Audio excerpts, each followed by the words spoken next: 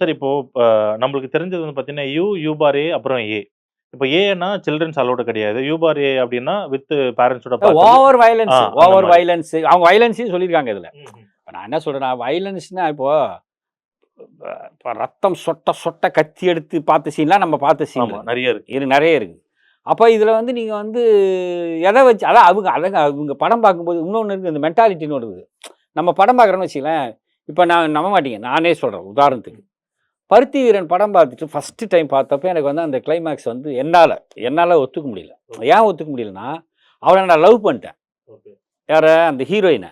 பிரியங்கா ச்சை! மோகன். ஆமா என்னடா கேரக்டர் இது? வா! இப்படி ஒரு பொண்ணு இவ்ளோ பயங்கரமா லவ் பண்றாளே அப்படி சொல்லிட்டு. ஆனா கடைசியில இப்ப 2வது தடவ பார்க்கும்போது, ஓ! இதுக்காக இத பண்றாங்க அப்படின்ற ஒரு விஷயம். நம்ம சினிமால இத்தன வருஷம் இருந்தா கூட, அந்த மாரி இந்த சென்சார் போர்டு நான் படம் பார்க்குறேன்ல, ஒவ்வொருத்தரும் ஒவ்வொரு மனுஷன் தானே. ஒவ்வொருத்தனுக்கும் ஒரு வே ஆஃப் இது இருக்கும்ல. அப்ப இவனுக்கு ஒண்ணு இருக்கும், அவனுக்கு ஒண்ணு இருக்கும். சார் இது ஓகே சார். நல்லா தான் சார் இருக்கு. இது வேற போய் தான் இருக்கு. இல்ல அது ஓகே தான். அவர் சொன்னது சபேசன் சொன்னது ஓகே தான். இந்த மாரி பேசி அதுக்கப்புறம் அவனுக்கு பேசி டிஸ்கஸ் பண்ணிட்டு தான் இங்க வருவானுங்க. அப்புறமா அதான் இந்த ஹெட் இருக்காருல்ல, அந்த ஆள் பண்ற சேட்டை தான் நினைக்கிறேன். அந்த ஆள் ஏதாவது பிஜேபியினோட அடிவருடியாக இருக்கலாம். ஏதோ ஒண்ணு இருக்கலாம். இது அது பிஜேபி தான் இது. வேற யாருமே கிடையாது.